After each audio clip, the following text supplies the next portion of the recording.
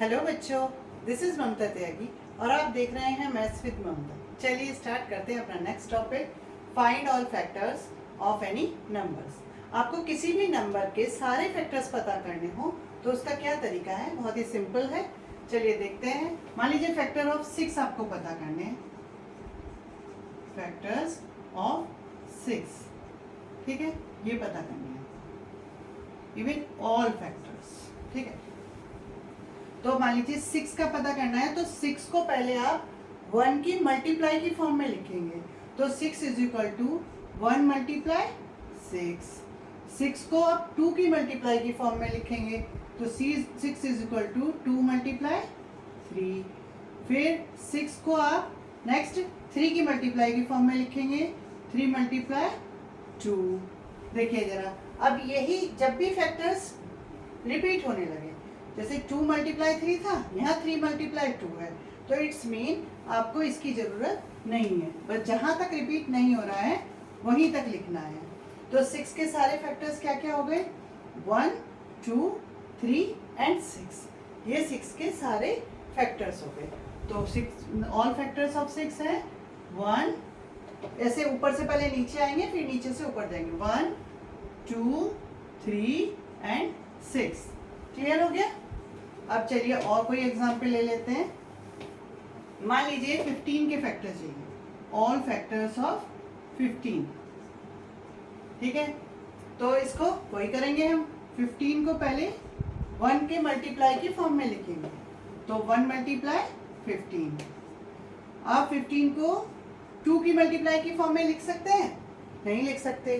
3 की फॉर्म में लिख सकते हैं, तो 3 मल्टीप्लाई 5, 3 5 जा 15। और 4 की फॉर्म में लिख सकते हैं 15 को? नहीं लिख सकते। तो 5 की फॉर्म में, यस, 5 मल्टीप्लाई 3। लेकिन ये तो रिपीट हो रहे हैं फैक्टर्स, इट्स मीन केवल यहीं तक आपको लिखना है। तो 1, 3, 5 एंड 15। तो 1, 3, 5 एंड 15, ठीक है। अब मान लीजिए आपको ऑल फैक्टर्स ऑफ 21 चाहिए, 21। तो क्या क्या हो सकते हैं? वही चीज करनी है। 21 को पहले 1 के मल्टीपल के फॉर्म में, 1 मल्टीप्लाई 21। 21 को आप 2 की फॉर्म में लिख सकते हैं? नहीं लिख सकते। तो फिर इसको 3 की फॉर्म में चेक करते हैं। 3 की फॉर्म में लिख सकते हैं 3 से मल्टीप्लाई की, तो 21 इज इक्वल टू 3 मल्टीप्लाई 7। 4 की फॉर्म में नहीं लिख सकते, 5 की मल्टीप्लाई की फॉर्म में नहीं लिख सकते, 6 की टेबल में भी नहीं आता है, 7 के टेबल में आता है। तो 21 इज इक्वल टू 7 मल्टीप्लाई 3। लेकिन ये तो फैक्टर्स रिपीट हो रहे हैं, तो जहाँ रिपीट हो रहे हैं वहाँ आप बंद कर दीजिए, केवल जहाँ तक रिपीट नहीं हो रहे तभी तक का आपको चेक करना है। तो 21 के सारे मल्टीपल फैक्टर्स क्या क्या हो गए? 1, 3, 7 एंड 21। 1, 3, 7 एंड 21, ठीक है। मान लीजिए आपको 24 के सारे फैक्टर्स चाहिए, ऑल फैक्टर्स ऑफ 24। वही काम करना है, 24 को 1 की टेबल के फॉर्म में लिखना है, तो 1 मल्टीप्लाई 24। 24 को 2 की मल्टीप्लाई की फॉर्म में लिखना है, तो 2 मल्टीप्लाई 12। इसको आप 3 की फॉर्म में लिख सकते हो? हाँ जी लिख सकते हैं, 3 8 जा 24। आप 24 को 4 की फॉर्म में लिख सकते हो?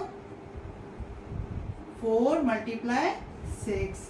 24 को 5 की फॉर्म में लिख सकते हैं? नहीं लिख सकते। 24 को 6 की फॉर्म में लिख सकते हैं? हाँ जी, 6 मल्टीप्लाई 4।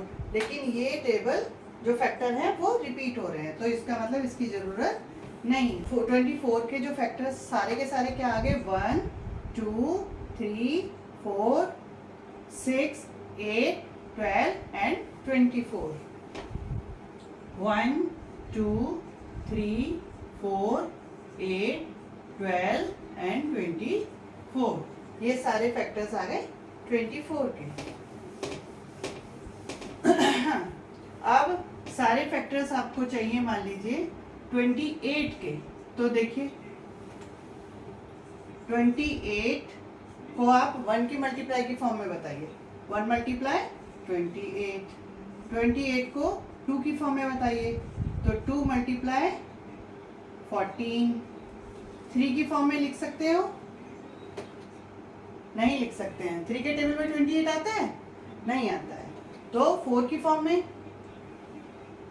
4 मल्टीप्लाई 7, 5 की फॉर्म में 5 के टेबल में आता है क्या 28? नहीं आता। 6 के टेबल में आता है? नहीं आता है। 7 के टेबल में? हाँ जी 7 के टेबल में आता है। 7 मल्टीप्लाई 4, लेकिन ये फैक्टर्स रिपीट हो रहे हैं तो इस वाले की जरूरत नहीं है। अब केवल आपको क्या लिखना है? 1, 2, 4, 7, 14 एंड 28। 1, 2, 4, 7, 14 एंड 28। क्लियर है? इस तरह से आप किसी भी नंबर के सारे फैक्टर्स निकाल सकते हो। क्लियर हो गया? अच्छा, अब इसी के साथ में एक चीज और सीख लीजिए आप कि किसी भी नंबर्स के जो फैक्टर्स होते हैं सारे के सारे, उन्हें अगर आप सम करो, टोटल करो इनको, और वो उस नंबर के डबल के बराबर हो, जस्ट डबल के बराबर हो, तो वो नंबर परफेक्ट नंबर कहलाते हैं। क्या कहलाते हैं? Perfect number. Perfect number.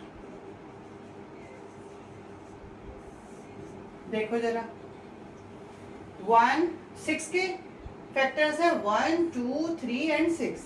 जरा इन्हें सबको टोटल कीजिए। 1 और 2 3, 3 और 3 6, और 6 और 6 12। ये 6 का जस्ट डबल है 12, यानी कि इन सब का सम 6 का डबल है। It's mean 6 is a perfect number. 6 is a perfect number. 6 हो गया।